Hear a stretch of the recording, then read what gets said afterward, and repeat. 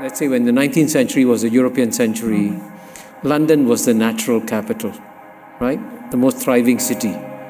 In the 20th century was the American century. New York was the natural capital of the American century.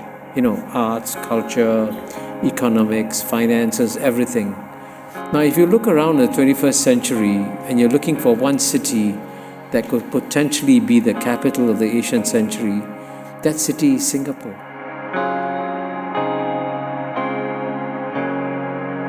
I am not Singaporean. I wish I was.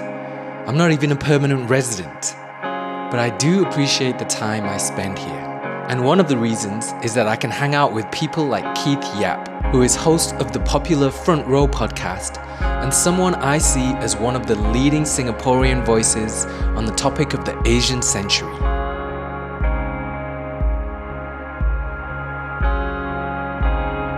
You said here in Singapore, we feel the shift first, the global shift. What do you mean by that, and what is the global shift that you've noticed? So I think just in the work that I do, I've been documenting like the Asian century or like the emergence of the Asian century. So I think when you look at the global shift that's happening is that you're going to see Asian economies, I think primarily China and India, play a more massive role in the way society is shaped. When you're a small country like Singapore, because you're small and you're so connected by the different cultures and trade, you tend to feel the shifts first. So for example, like when a Chinese fast food outlet wants to expand outside of their main market, outside of China, the first market they'll go to is Singapore because you have a 70% Chinese population. It's a country in Southeast Asia. It's a place where they test it. So you always see that before, for example, something like Mee Xue, before they go big across the world or other parts of Southeast Asia, they start in Singapore. So Singapore, I always feel like it's at the frontier of a lot of the major vibe shifts that's happening globally. As the Asian century develops, I notice that I'm someone who has definitely been guilty of being a little bit too optimistic about everything. So it was nice to talk to Keith, who's also optimistic, but brings a new word to my vocabulary: caution. Why are you only cautiously optimistic? Like, why aren't you fully optimistic? Because all the signs point to the rise of Asia. Like, what are you cautious about? With every birth of a new era, there's always birthing pains, right? So I suppose if you think about this shift or change in the global order, it will not come without its cost. And I think when you're a small country, you're particularly sensitive to those costs. So I think on one hand, you can be optimistic about the kind of developments that will come in the coming years, but there will be kind of tensions. And I think Singapore's relevance is in managing and navigating those tensions. So you always try to be a bit cautiously optimistic. I will make the case that maybe that's the right mode we should approach life. And that right mode is to be cautious. You have to be cautious, but not to be pessimistic. Yeah, that's key. Yeah, so you're always aware of what the challenges are. You're always aware of where the pitfalls are. And then you navigate, you plan for those, but you don't be consumed. As someone who spends most of his time in Europe, whenever I'm away from Asia, I feel a general sense of reduced confidence and slightly lower spirit. I wanted to see if Keith had an explanation for this. So I was just talking, I think on a previous video on my channel, I was mentioning Lee Kuan Yew talking about in 1988, talking about how the Western pessimism has been growing.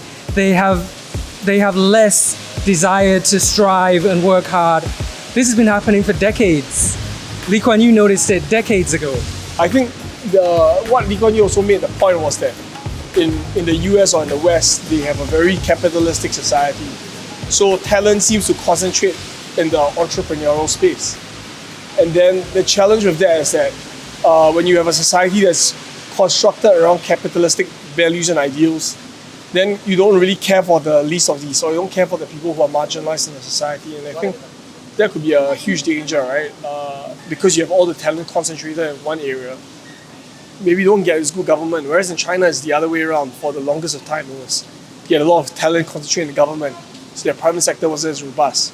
But they've tried to figure out. They've recalibrated. They found a way to kind of know, how do I make the private sector more attractive, but at the same time not challenge political power within China and maintain social stability.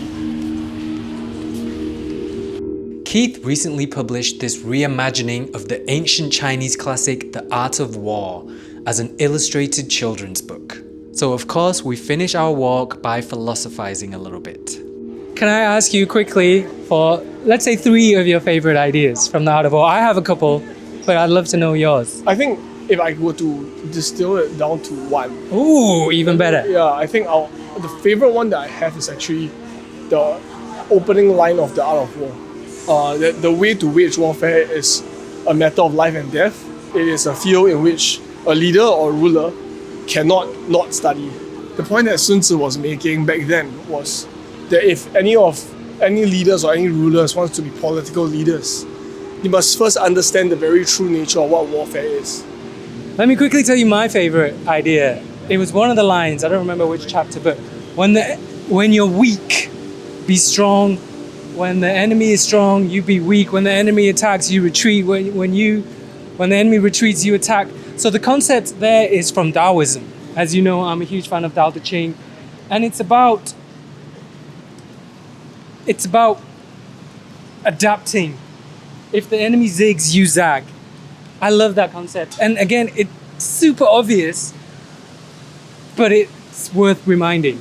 Yeah, I think the point that you were talking about is a point that was raised in one of the chapters in which he was talking about the art of deception. You feign incompetence when you have capabilities. When you're stronger. Right. I think When you're weaker, you feign strength. Yeah, and I think that there is a certain wisdom to it. And back to my first point, something like that is something a ruler must study. Yes. Because you have to treat it seriously. It's existential to the country. Absolutely. You have to see it accurately for what it is. Yep. How much do you use concepts from The Art of War in your daily life, in business, for example? How helpful are they? I think the biggest meta lesson, I guess, from The Art of War is to always think objectively. And then with your business or whatever it is, you can think like, if I want to do something, if I see a shiny new opportunity, do I hop on it? What's the cost of that? And confronting that cost is always useful. So I think that's the biggest kind of meta lesson that the Art of War taught me.